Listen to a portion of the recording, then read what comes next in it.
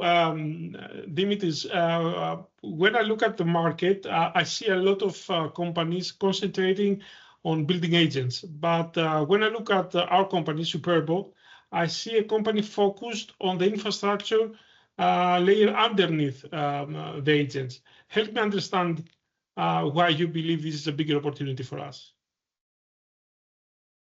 Yeah, well, thanks, Argyris. So you see, every other tool that puts AI into enterprise workflows assumes determinism. So if this, then that. It's like a fixed box logic, very predictable outputs. So when you introduce an AI agent, you got to lose that. The model has certain degrees of freedom. In Superbo is actually what makes non-deterministic AI safe, very safe to run inside very deterministic enterprise system and different systems. So that's not a feature. This is the entire point of what we have been building so far. You know, Daniel Kahneman, an Israeli American who won the Nobel Prize for showing that human decision making has two modes. He said, so system one is the first mode, which is very fast. It's brilliant for routine moves. It's automatic. It's great in pattern matching. However, it's catastrophically wrong on anything that actually matters. And on the other hand, you have system two, which is very slow. It's deliberate. It is evidence-based. It weighs options. It will, checks the sources, and essentially will catch all the mistakes of system one. So that's what Daniel Kahneman said, and I believe he was, that was his point was a great point, So do you know what the entire enterprise AI industry just built, Argyris? It built system one. So unfortunately, system one at scale. So inside the most critical workflows. So what we build in Superbo, it's system two for the enterprise. We call it decision augmentation. So this layer is the idea is very simple, just to keep it in very plain business language. The idea is very simple. So instead of AI that just finds, it will fire out an answer to you, you get an AI that actually thinks it through. So it doesn't retrieve, it will curate the evidence. It will not guess. It will score its own confidence. It will not push through. When it's not certain or confident enough, it will stop and ask for more data.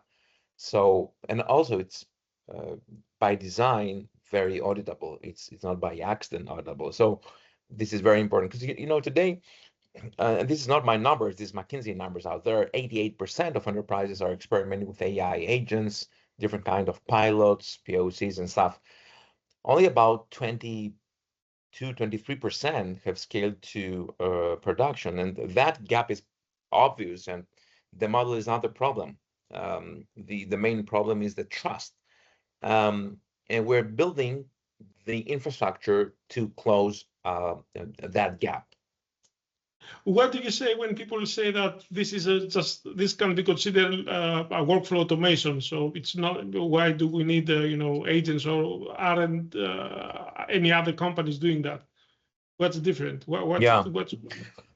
Well, there is an important distinction most people miss. So workflow automation handles very predictable rule-based processes. As I said before, this is deterministic world. If this happens, then do that.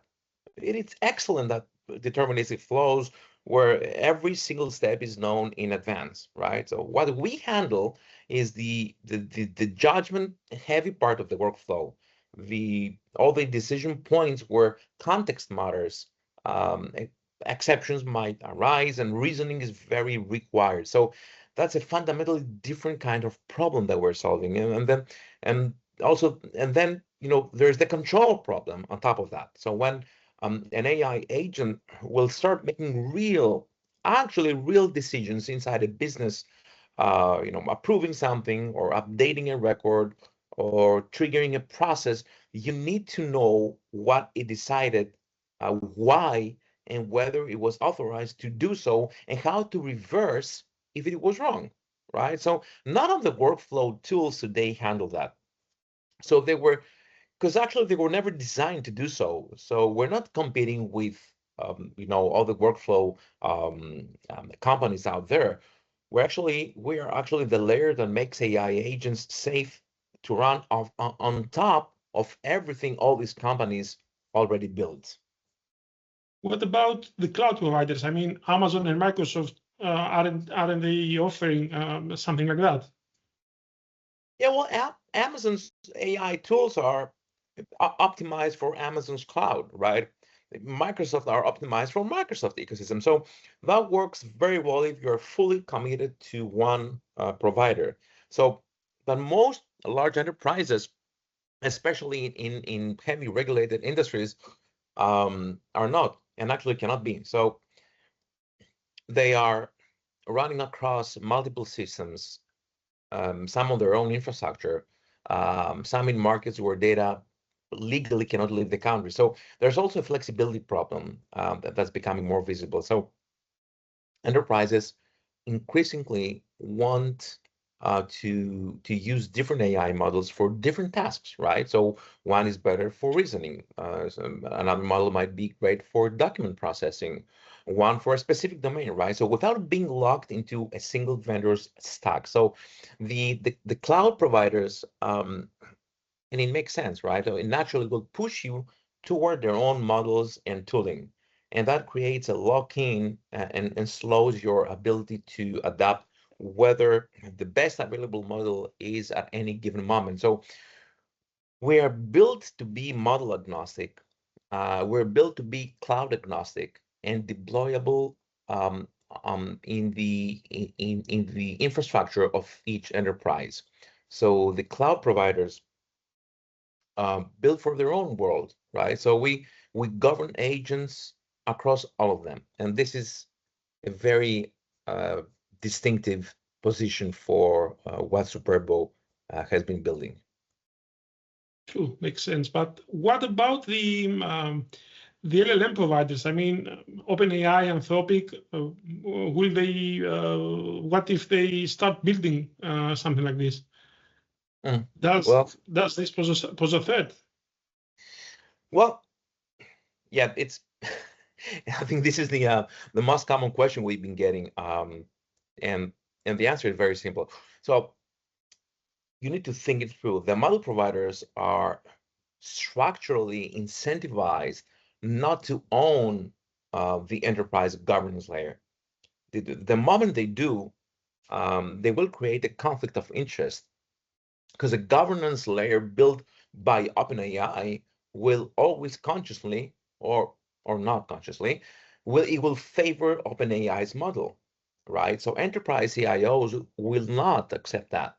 And it makes sense. So they need a layer that is genuinely independent, that works across any model, any cloud, and any system. So, but also, if you think about it, there's also a structural distinction worth understanding. OpenAI and Anthropic will keep expanding capabilities tightly coupled to their models. And from a business standpoint, it makes the most sense. But enterprises still need a separate layer that governs how those capabilities operate inside real business environments to have controlled access to data, policy enforcement, auditable execution, security boundaries, and predictable interactions with operational systems that were never designed for AI. So that layer requires independence.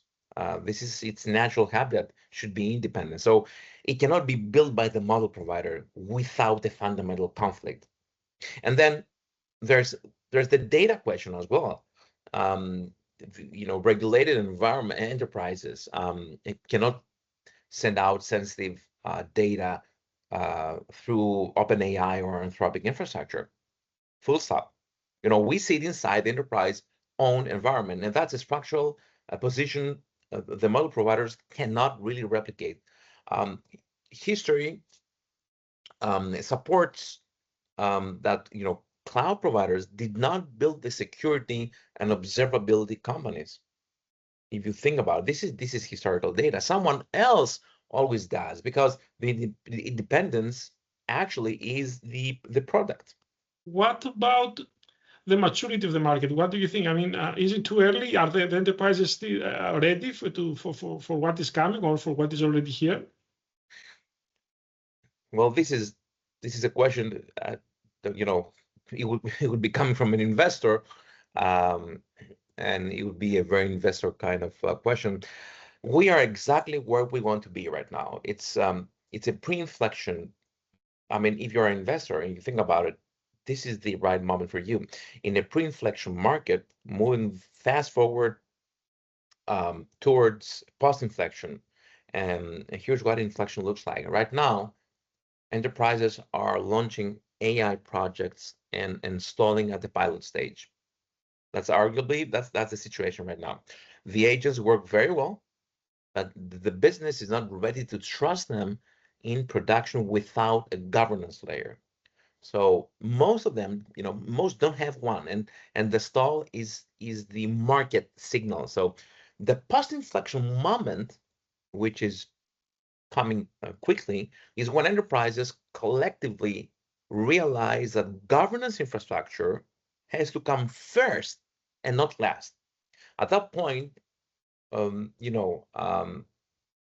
enterprises will stop asking the wrong question, which is, should we deploy AI agents? This is the wrong question.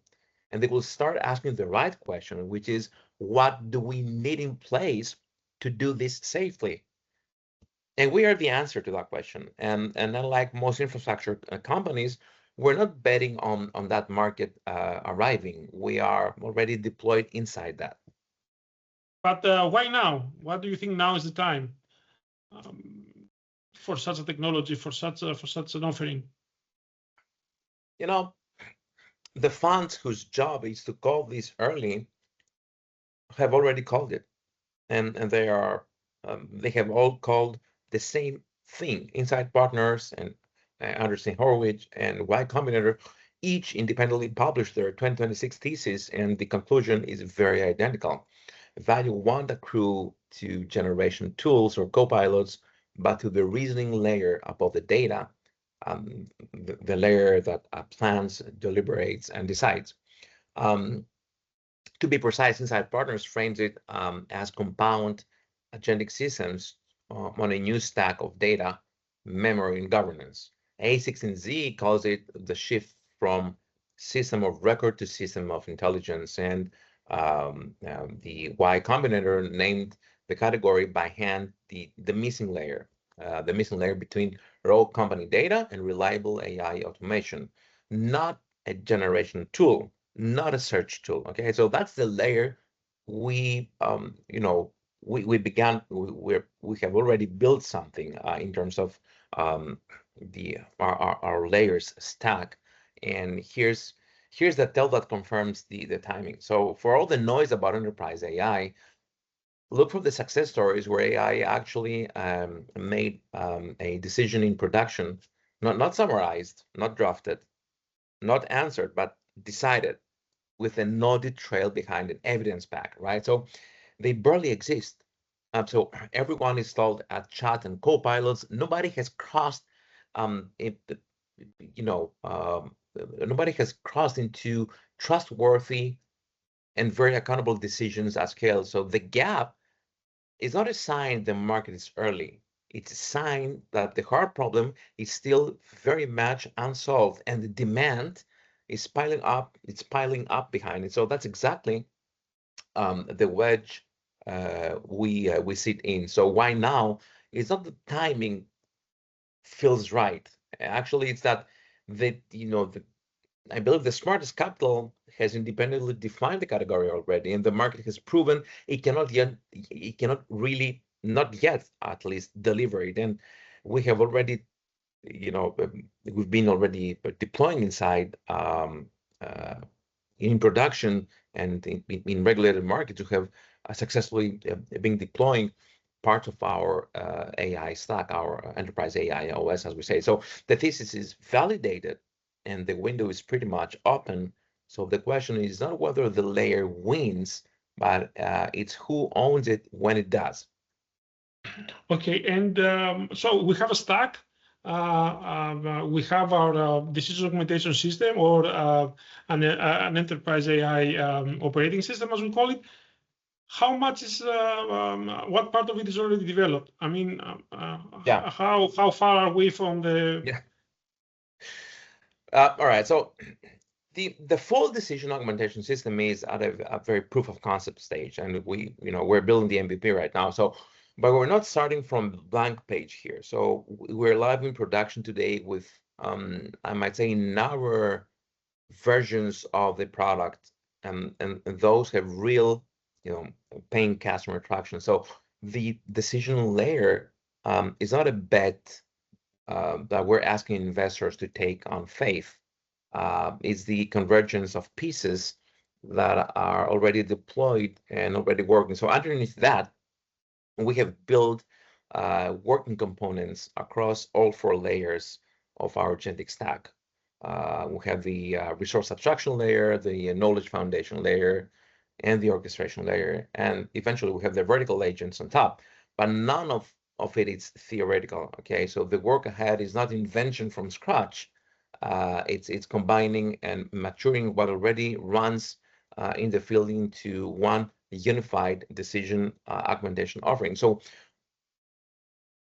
what we're trying to fund here as the next stage, we're trying to be funding the gap between components live in production with paying customers and a single decision layer at enterprise scale. So that's we call it. It's a build out. It's a build out. It's not a moonshot. if you know what I mean. Yeah.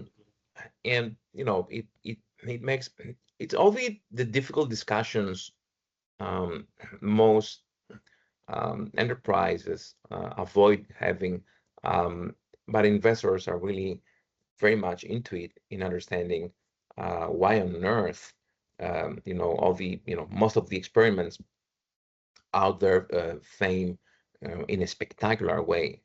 So we're not pitching a concept. We are, as Superbo, we're already augmenting decisions in production.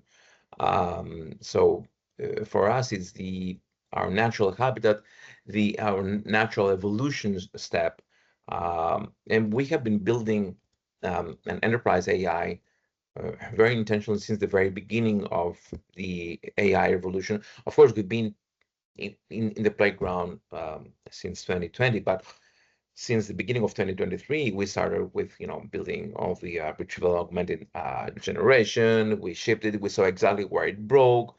There was no governance. There was no confidence scoring, no audit trail. That question drove every single product iteration since. So not a pivot story. For us, it's been a learning loop. So all the way from what they used to call RAG to orchestration, now to decision augmentation. So every architectural decision has a response to what production told us, and we did not guess our way here. And this has been a very important takeaway. So the future, it's when I'm in roundtables or I have drinks and breakfast with enterprises or partners or investors, I'm saying that, and it sounds a bit bold, that we are the inevitable layer. And this is the decision augmentation one. So we're building it. And it is, I know it sounds very bold, but if you really think about it, it's the missing part of really experiencing what AI can do for enterprise AI out there, what it can be really possible and what is not possible. So it's that's about it. So everyone is really consumed in building the faster thinking AI. We have to focus on building the best thinking AI. And I think before Superbo, before AI, before everyone, Daniel Kahneman framed it very, very nicely. It's the system 1 and system 2. If you really think about it, system 1 is all your all the horrible decisions you've made as human, it was system 1.